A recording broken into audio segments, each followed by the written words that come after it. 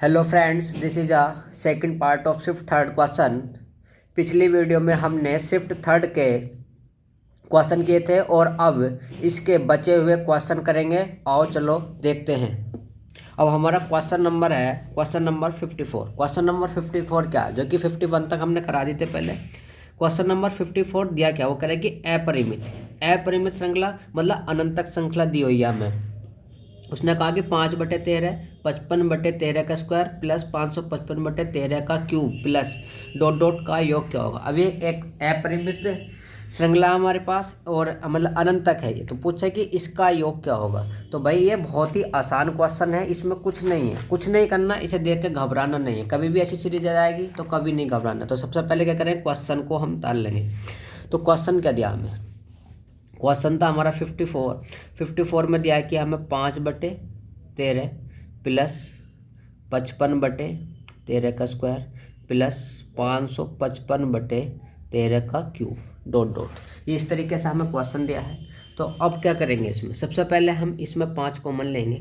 ऊपर से यदि हम 5 कॉमन लेंगे तो 5 कॉमन लेने के बाद हमारे पास आ क्या जाएगा, हमारे पास आएगा 1/13 प्लस 11/13 का स्क्वायर प्लस 111/13 का क्यूब डॉट डॉट। ये हमारे पास आई है। अब क्या करेंगे, हमें ऊपर क्या बनानी है, हमें गुणोत्तर श्रेणी बनानी है। गुणोत्तर श्रेणी बनानी है तो हमें क्या करना पड़ेगा, 9 से ही गुणा करनी है और 9 से ही भाग करनी है। तो सबसे पहले क्या करेंगे, अब इसमें 9 से गुणा 9 से भाग करेंगे। तो 9 से गुणा करेंगे ऊपर तो क्या हो जाएगा, 9 से 1 में गुणा करेंगे तो 9/13।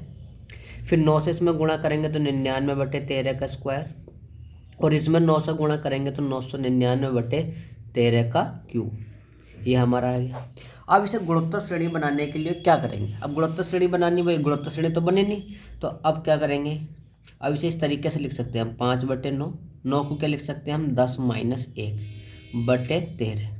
99 को लिख सकते हैं हम 100 - 1/13 का स्क्वायर। फिर हम इसे क्या लिख सकते हैं हम 1000 -1/13 का क्यूब डॉट डॉट। हम इसे ये लिख सकते हैं। भाई अब क्या देखो, एक गुणोत्तर श्रेणी बन गई हमारा 10 का स्क्वायर 10 का क्यूब, एक गुणोत्तर श्रेणी बन गई है, एक गुणोत्तर श्रेणी बन गई हमारी। तो अब इसे और ब्रेक डाउन करेंगे और तोड़ के लिखेंगे इसे। तो क्या लिख सकते हैं हम इसे 10/13 माइनस का 1/13 प्लस 100/13 का स्क्वायर माइनस 1/13 का स्क्वायर माइनस 1000/13 का क्यूब माइनस 1/13। तो ये क्या आएगा हमारा डॉट डॉट, ये आएगा हमारा। तो अब क्या करेंगे भाई इसमें, अब देखो एक सीरीज हमारी ये बन गई 10 वाली, 10 का स्क्वायर 10 का क्यूब, और एक सीरीज हमारे पास ये बन गई। इसमें 2 हमारी गुणोत्तर श्रेणी बननी है। कितनी गुणोत्तर श्रेणी बननी है इसके अंदर हमारी 2। अब 2 इसके अंदर गुणोत्तर श्रेणी बन रही है तो कोई बात नहीं भाई। तो कितना जाएगा 5/9, कितना जाएगा हमारा 5/9। तो अब सबसे पहले ये वाली गुणोत्तर श्रेणी हमारी, तो इसे एक साथ लिख लेंगे हम। तो कितना आएगा 10/13, फिर कितना आएगा हमारा 100/13 का स्क्वायर प्लस कितना आएगा फिर हमारा 1000/13 का क्यूब। माइनस वालों को एक साथ लिख लेंगे तो ये माइनस कॉमन लेंगे, तो माइनस कॉमन लेंगे तो कितना जाएगा हमारा 1/13 का स्क्वायर प्लस 1/13 प्लस 1/13 का स्क्वायर प्लस 1/13 का क्यूब। ये आएगा हमारा। अब क्या करेंगे भाई, एक श्रेणी हमारे पास ये बन गई, एक श्रेणी हमारे पास ये बन गई, हमारे पास 2 श्रेणी बन गई। तो अब क्या होता है कि जब हमारा आर की वैल्यू क्या हो, आर की वैल्यू, किसकी वैल्यू, आर की वैल्यू 1 से छोटी हो और श्रेणी अनंत तक हो। श्रेणी कहाँ तक हो, अनंत तक हो। आर की वैल्यू 1 से छोटी हो, श्रेणी अनंत तक हो, तो उसके सम का फॉर्मूला होता है हमारा a/1 माइनस के आर। क्या होता है हमारा a/1 माइनस के आर। जब हमारी आर की वैल्यू 1 से छोटी हो तो उसके सम का फॉर्मूला होता है a/1 माइनस के आर। ये हमारा फॉर्मूला हो जाएगा। तो इसमें a की वैल्यू है कितनी 10/13, आर की वैल्यू है कितनी, देखो मैं आर की वैल्यू आपको निकाल के दिखा दे रहा हूँ इसकी। तो आर की वैल्यू का मतलब होता है रेशियो, दूसरे वाले को पहले वाले से भाग कर दो। तो कितना आ गया हमारा 100/13 का स्क्वायर अपॉन 10/13। तो जैसे अभी सब भाग करेंगे तो हमारा ये 13 से 13 का स्क्वायर कैंसिल, 10 से हमारा ये 0 कैंसिल, तो कितना आएगा हमारा 10/13। तो आर की जो वैल्यू आएगी वो 10/13 आएगी। ऐसे हम इसकी वैल्यू निकाल लेंगे तो 1/13 आएगी। अब हम आगे सोल्व करेंगे इसे, तो कितना आएगा हमारा 5/9। फॉर्मूला लगाएंगे तो ए की वैल्यू है कितनी हमारी 10/13। ए का मतलब होता पहला पद, ए का मतलब है पहला पद, ए का मतलब क्या पहला पद, तो ये 10/13 पहला पद है। आर का मतलब है कि सेकंड वाले को पहले वाले से भाग कर दो, सेकंड तो दूसरे वाले को पहले से भाग कर दो, जो रेशियो आएगा वही हमारी आर की वैल्यू। तो आर की वैल्यू कितनी आ गई हमारी 10/13 माइनस, ऐसी यहाँ ए की वैल्यू कितनी 1/13, 1 माइनस का कितना आएगा हमारा 1/13, ये हमारा आएगा। अब इसे सोल्व करेंगे पूरे को, तो 13 में से 10 माइनस करेंगे तो कितना आएगा 3/13, तो ये कितना आ गया हमारा 5/9, तो ये कितना आएगा हमारा 10/13 है, और इसे माइनस करेंगे तो कितना आएगा हमारा 3/13, फिर ऐसी 1/13 और 13 1 माइनस करेंगे तो कितना जाएगा हमारा 12/13। देखो ये 13 से हमारा 13 कैंसिल, इस 13 से हमारा ये 13 कैंसिल, तो कितना आ जाएगा हमारा, ये आएगा हमारा 5/9, और ये कितना आएगा 1/3 माइनस 1/12। इसका सॉल्यूशन करोगे तो कितना जाएगा 5/9, इसका सॉल्यूशन करोगे तो 39/12, कितना जाएगा हमारा 39/12। अब इसे सोल्व करेंगे तो कितना आएगा 3 × 9 और 13 × 39, तो कितना जाएगा हमारा 13 × 5 = 65 और 12 × 36।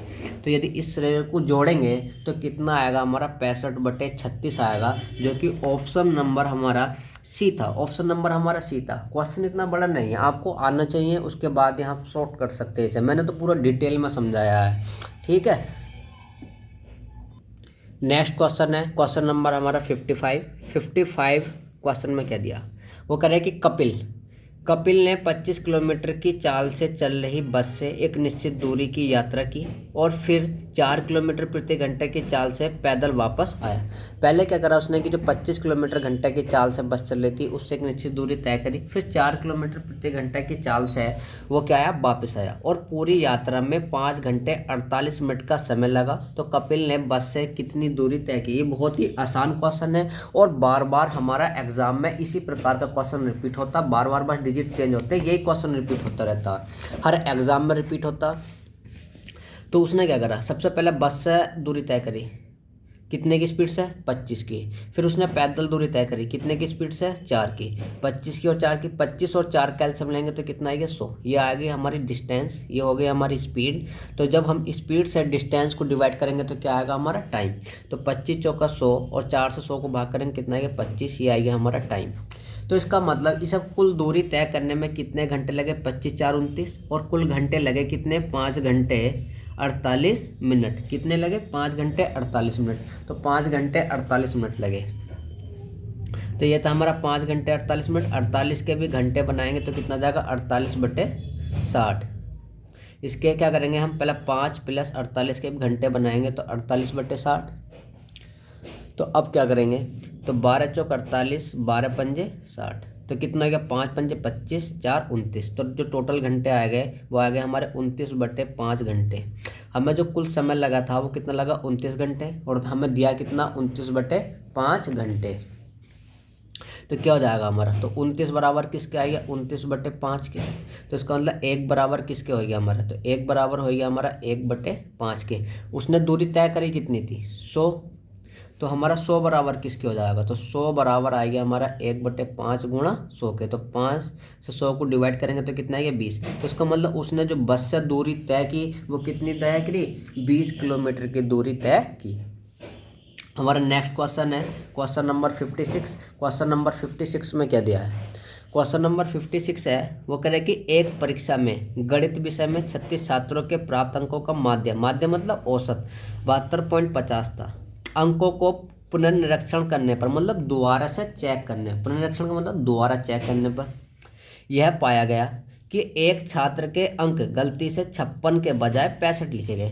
भाई क्या होया कि एक छात्र था जबकि उसके अंक जो हैं गलती से 56 लिखने थे, लिख कितने दिए 65, भाई कम लिखने थे ज़्यादा लिखे गए, तो सही माध्य कितना होगा। भाई कुछ नहीं है क्वेश्चन के अंदर, तो भाई क्या था कि 36 छात्र थे, कितने छात्र थे हमारे पास 36 छात्र थे। अब 36 छात्रों का जो माध्य था वो 72.50 था। अब उसमें गलती से होया क्या कि एक छात्र के अंक तो 56 लिखने थे पर लिख कितने दिए 65। Question number 56। तो जो हमें सही अंक लिखने थे वो 56 थे और लिख कितने दिए हमने 65। तो क्या करेंगे, सही वाले में से गलत वाला माइनस करेंगे। 56 में से 65 माइनस करेंगे तो कितना आएगा, -9। तो -9 आएगा, सदैव सही वाले में से गलत वाला। यदि माइनस का आएगा तो जो हमारा कुल औसत था उसमें से माइनस करेंगे, यदि प्लस का आएगा तो जो कुल औसत था उसमें जोड़ देंगे। अब भैया 9 अंक कम होंगे। अब जो 9 अंक कम होंगे वो 36 के 36 के होंगे, क्योंकि माध्य का मतलब, औसत का मतलब होता है सबको बराबर होना। तो भाई सबके बराबर बराबर कम होंगे, तो उसका मतलब एक के कितने कम होंगे, तो 36 से भाग कर देंगे, 9 चौक 36, 1/4 आएगा। तो इसका मतलब होता है हमारा 0.4 से 1 को भाग करेंगे तो कितना जाएगा, 0.25। तो इसका मतलब प्रत्येक के 0.25 कम होंगे। भाई सबके थे कितने पहले, 72.50 थे, -0.25 की कमी हो गई, -0.25 की कमी हो गई, तो अब हो गया हमारा 72.25। तो अब जो नया औसत होगा, जो सही माध्य होगा, वो 72.25 होगा। अब चलते हैं हम next question, question number 57। Question number 57 क्या है हमारा, क्वेश्चन नंबर 57 में क्या दिया, क्वेश्चन नंबर 57 है, बहुत ही आसान सा क्वेश्चन है जो कि साधारण ब्याज चक्रवृद्धि ब्याज से है। वो कह रहा है कि 4500 की राशि पर 8% वार्षिक ब्याज की दर से 3 वर्ष के चक्रवृद्धि ब्याज और साधारण ब्याज का अंतर ज्ञात कीजिए। भाई वो कह रहा है कि 4500 की राशि है और 8% वार्षिक ब्याज की दर है, तो 3 वर्ष के साधारण ब्याज और चक्रवृद्धि ब्याज का अंतर क्या होगा। भाई कुछ नहीं करना, आसान सा क्वेश्चन है, तो करते हैं आइए इसे। तो भाई हमें राशि है कितने की, हमारी राशि है 4500 की। कितने की राशि है हमारी, 4500 की। क्वेश्चन नंबर 57, 4500 की राशि है, ठीक है। मूलधन है कितना, 4500। हमारी दर है कितनी, 8%। 8% की साधारण बिन बनाएंगे तो कितना जाएगा हमारा, 8/100। तो इसका मतलब होता है हमारा 2/25। कितना होती है साधारण बिन, 2/25। टाइम दिया कितना हमें, 3 वर्ष। और हमें क्या निकालना, चक्रवृद्धि ब्याज और साधारण ब्याज के बीच अंतर निकालना। तो भाई निकाल देंगे, क्या कौन सी बड़ी बात है इसमें। तो कितना हमारा 4500, तो 4500 का क्या निकाल लेंगे, सबसे पहले 2/25 निकाल दो। तो 45 का 2/25 निकाल लेंगे, तो 25 से 4500 भाग करेंगे तो कितना आएगा हमारा, तो कितना 2 की इससे गुणा करेंगे तो कितना आ गया, 9000 हो गया हमारा। 45 दूनी 90, कितना 9000। 9000 को 25 से भाग करेंगे तो 25 या 75, कितना बचा, 15 बचा, 150 हो गया। और 25 छक्का 150 और 25 0 0, तो कितना 360। फिर दोबारा 2/25 से भाग करेंगे तो कितना जाएगा, 360। फिर कितना आएगा हमारा, 360। कितना जाएगा, 360 आ जाएगा हमारा, 360 360। फिर इसका फिर दोबारा जब दूसरे साल में जाएंगे तो पहले साल के ब्याज पे ब्याज लगेगा, तो इसका फिर 2/25 निकाल लेंगे। 2/25 निकाल लेंगे, कितना आएगा, 720। तो 720 को 25 से भाग करेंगे तो 25 दूनी 50, कितना बचा हमारे पास, 22 बचा। कितना हो गया, 220 हो गया। और 25 अट्ठे 200, फिर 20 बचा, तो पॉइंट लगाएंगे, 0 बढ़ाएंगे तो कितने के, 25 अट्ठे 200, 28.8। जब तीसरे साल में जाएंगे तो पहले साल के ब्याज पे ब्याज तो 28.8, दूसरे साल के ब्याज पे ब्याज 28.8। अब जो दूसरे साल का ब्याज है ये 28.8, इस पर भी 2/25 का ब्याज लगेगा, तो 28.8 का 2/25 निकाल देंगे। तो 2/25 निकाल लेंगे तो कितना जाएगा हमारा, तो गुणा कर देंगे। तो क्या करेंगे, तो 28.8 गुणा 2/25, तो 25 से ऐसा भाग करेंगे तो कितना आएगा हमारा, 25 इकन 25, कितना बचा हमारे पास, 3 बचा। 3 बचा, कितना हो गया, 38 हो गया। तो 38 को भाग करेंगे 25 से, तो फिर 25 इकन 25, कितना बचा हमारे पास, 13 बचा। 130 हो गया, 130। तो 25 पंजे 125, और कितना बचा हमारे पास, 5 बचा। 50 हो गया, 25 दूनी 50, तो कितना आ गया, 1.152। 2 से मल्टीप्लाई करेंगे तो कितना जाएगा, 2 दूनी 4, 2 पंजे 10 का 0, 1 बचा। 2 और 1 3, और कितना आ गया, 2 एकन 2, तो कितना आ गया, 2.304। भाई जो पहले साल का ये क्या हमारा, ये साधारण ब्याज भी है और ये चक्रवृद्धि ब्याज भी है। ये पहले साल का साधारण ब्याज और चक्रवृद्धि ब्याज क्या होता है हमारा, सेम होता, बराबर होता। तो जो अंतर होगा ये वाला अंतर है हमारा। अब इनमें सबको जोड़ देंगे, 28.8 को जोड़ेंगे, 28.8 को 3 बार जोड़ेंगे तो कितना जाएगा हमारा, 3 अट्ठे 24 का 4, 2 बचा, 3 अट्ठे 24 और 2 26, 2 बचा, 3 दूनी 6 और 2 8, 86.4 आई है। और कितना था हमारा, 2 पॉइंट 3 0 4, इसे जोड़ेंगे तो कितना जाएगा 4 0 4 और 3 7 6 2 8 88.704। तो इसका मतलब जो 3 साल के साधारण ब्याज और चक्रवृद्धि ब्याज का अंतर होगा वो कितना होगा हमारा 88.704। अब हमारा नेक्स्ट क्वेश्चन है क्वेश्चन नंबर 58। ये भी बहुत आसान क्वेश्चन है, बिल्कुल जीरो लेवल का क्वेश्चन है, कुछ नहीं इस क्वेश्चन में। भाई 58 में दिया क्या, सबसे पहले क्वेश्चन को पढ़ो और पढ़ने के बाद समझो। वो कह रहे कि पूर्णांक n का मान ज्ञात कीजिए। किसका, पूर्णांक n का मान ज्ञात कीजिए ताकि n/112 1/7 से कम है किंतु 1/8 से अधिक है। भाई n/112 जो है वो 1/7 से तो कम है किंतु 1/8 से अधिक है। तो भाई जब 1/7 से कम है तो 1/7 माइनस 112 n/112, और ये क्या 1/8 से अधिक है तो इसका मतलब n/112 108 से अधिक है तो माइनस 1/8। अब इसे सोल्व करेंगे तो ये क्या हो जाएगा हमारा, सोल्व करने से क्या आएगा, अब इसे इधर ले जाएंगे तो माइनस का क्या जाएगा, प्लस हो जाएगा। इसे इधर लाएंगे तो ये प्लस हो जाएगा। तो ये कितना आएगा हमारा 1/7 प्लस 1/8 बराबर कितना जाएगा हमारा 2n/112। 8 × 8 7 × 7 और 8 7 56, इनका एलसीएम लेंगे कितना आएगा 56 आएगा। इन्हें जोड़ेंगे तो कितना है 15/56 बराबर कितना आएगा 2n/112। 56 दूनी 112, 2 से 2 कैंसिल, तो हमारा कितना आ जाएगा, तो n बराबर कितना आएगा हमारा, n बराबर आएगा 15। तो इसका मतलब n की जो वैल्यू थी वो कितनी थी हमारी 15। Thank you. अब हमारा नेक्स्ट क्वेश्चन है क्वेश्चन नंबर 60, जो कि हमारा क्या बिल्कुल लल्लन टॉप सवाल है। क्या दिया अभी, सवाल में कुछ भी नहीं है, ऐसे क्वेश्चन बार बार रिपीट होते रहते हैं, कुछ नहीं होते हैं सवालों में। वो कह रहे हैं कि 16 मीटर लंबे और 10 मीटर चौड़े हॉल के फर्श पर बिछाने के लिए 20 सेंटीमीटर 10 सेंटीमीटर आकार के कितने ईंटों की आवश्यकता होगी। भाई वो कह रहे हैं कि एक हॉल है जो 16 मीटर लंबा है 10 मीटर चौड़ा है, उसमें क्या है कि 20 × 10 सेंटीमीटर आकार की कितनी ईंटें बिछाई जा सकती हैं। एक बात बताओ भाई, ये मेरे पास कोई कमरा है, अब इस कमरे में मुझे ईंट बिछानी है। मान लो कि इस कमरे का जो क्षेत्रफल है वो 100 सेंटीमीटर स्क्वायर है और एक ईंट जो बिछानी है वो 2 सेंटीमीटर स्क्वायर की बिछानी। तो भाई कितनी ईंट बिछेंगी, तो क्या करूँगा मैं, इसके टोटल क्षेत्रफल को एक ईंट के क्षेत्रफल से भाग कर दूंगा, ईंटों की संख्या जाएगी। तो 2 से मैं 100 को भाग करूँगा तो 50 ईंट बिछानी होगी। भाई ऐसे इस क्वेश्चन में दिया कि हमें क्या दिया कि एक कमरे का क्षेत्रफल मीटर में दिया है, ईंट जो है वो सेंटीमीटर में, हमसे पूछा है कि ईंटों की संख्या कितनी है। भाई टोटल क्षेत्रफल को इसके एक ईंट के क्षेत्रफल से भाग कर दो, ईंटों की संख्या आ जाएगी।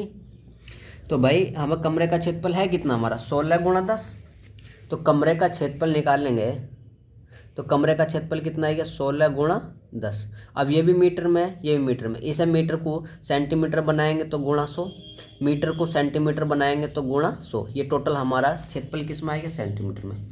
अब एक ईंट का क्षेत्रफल कितना हमारा, एक ईंट का क्षेत्रफल है 20 × 10, क्योंकि ये मीटर में तो ये सेंटीमीटर, क्योंकि हमें यूनिट सेम करनी पड़ती। तो एक ईंट का क्षेत्रफल कितना 20 × 10। अब भाग कर देंगे भाई से, ये 2 0, तो इससे 2 0 से क्या हो गया, ये 2 0 कैंसिल।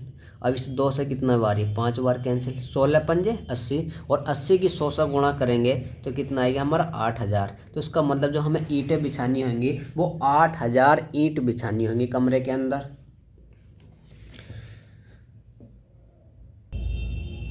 हमारा नेक्स्ट क्वेश्चन है क्वेश्चन नंबर 62, जो कि बहुत ही आसान क्वेश्चन है, ज्योमेट्री से दिया था। वो कह रहे कि यदि m बिंदु P-5, से x अक्ष पर खींचे गए लंब का पाद बिंदु है। m जो है, जो P बिंदु है उस -5,2 से x अक्ष पर खींचे गए लंब का क्या पाद बिंदु है। तो m के निर्देशांक कितने होंगे, बहुत ही आसान क्वेश्चन है। कितने होंगे भाई मैं देखते बता दूंगा, -5,0 होंगे। कितने होंगे -5,0। भाई मान लो कि ये कोई P बिंदु है और P बिंदु ये कितना हमारा -5,2 है, ये P बिंदु हमारे पास। अब इस बिंदु से x एक्सिस पे, भाई x एक्सिस यही तो होगा हमारा, इस पर खींचे गए लंब, भाई ये लंब खींच दिया मैंने, इस लंब का क्या पाद बिंदु है, ये वाला बिंदु है। तो उसने पूछा है कि इसके निर्देशांक कितने होंगे। तो भाई ये x पे चला कितना, ये हमारा कितना चला भाई, जब x पे हम 5 चले, x पे कितना चले हम 5, और y पे कितना चले थे 2, तो जब भी तो हमारे निर्देशांक आए थे। तो इसका मतलब हमारे कितना जाएंगे -5,0।